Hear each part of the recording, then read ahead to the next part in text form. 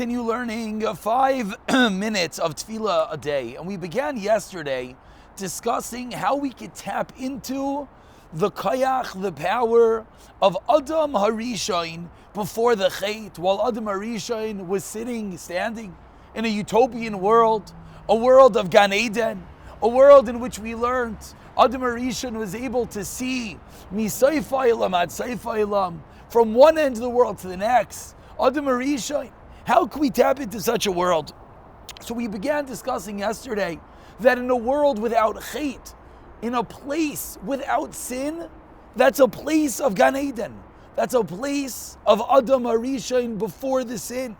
So when we hear that, we think, us, a place without sin? How's that possible?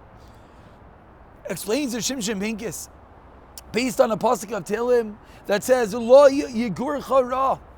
There's no evil dwelling with you Hashem. When you're with Hashem, when you're in the palace, in the throne room, there's no place for evil. Before a king, you can't bring in evil, you can't bring in ra, you can't bring in sin in front of the king himself. And therefore, when one is standing at that moment of tefillah, when one is standing in Shemoneh Esrei, in front of Hashem, in reality, he's lifnei hachet.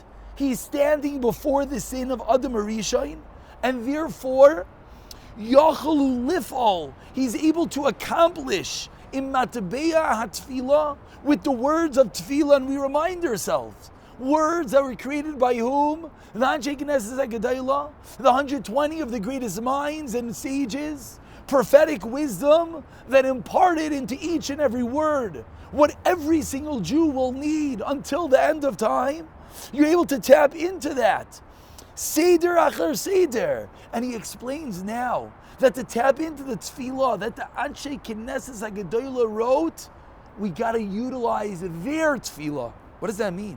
What that means is, and he explains, mi brachais v'karbanais lizmirais. You start from brachais, karbanais, psukim zimra, then kriya shema, then the brachais, until you reach mamish lefnei Hashem. He says, Shemoneh Esrei, you're standing in front of God. And then he continues, and what about after Shemoneh Esrei?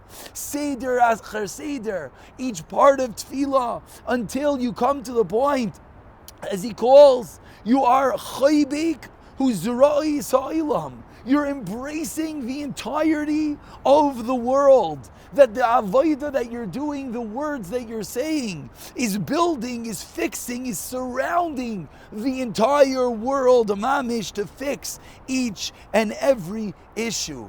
And he says, based on this explanation, we now can understand the Maimer Chazal that they teach us, Gemara and Bracha. He says, there's a pasuk in Tehillim. It says, Kurim Zulus b'nei Adam. And the Gemara in Bracha famously explains that there are matters that stand berumai shel olam, at the height of the world, and people are mezalzel in them, and people cheapen them, and people look at them like they're nothing. He says, what's that? That's the beauty of the matbeya of tefillah, with all its parts, with all its pieces. That what does one do? What do we all do? We favor one part of tefillah over the next. We're mezalzel in other parts. We think this part is important and this part is not important. This part will have kavanah and this part I'll skip.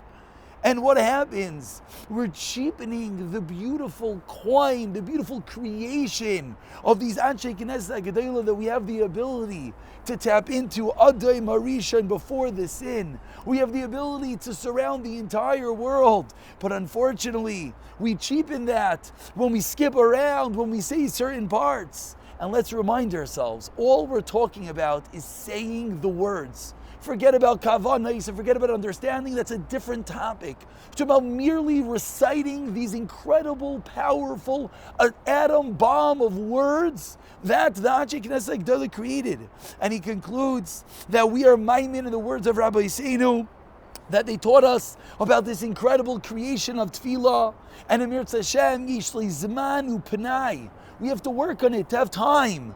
L'tefillah, lahalois kol yoyim, and if we say a tefillah like this, we're bringing up to Hashem a beautiful carbon, which is a tefillah shalema utmima, without any chisarain, without any mumim, like a carbon. B'siyata d'shmaya, as we realize that when we stand there in front of Hashem, we're before the chait of Adam HaRishon. We're in Gan Eden. We'll tap into the power of each and every word and work on getting to that place of a beautiful tefillah shlema, a carbon shalem. Chavra, shkayach.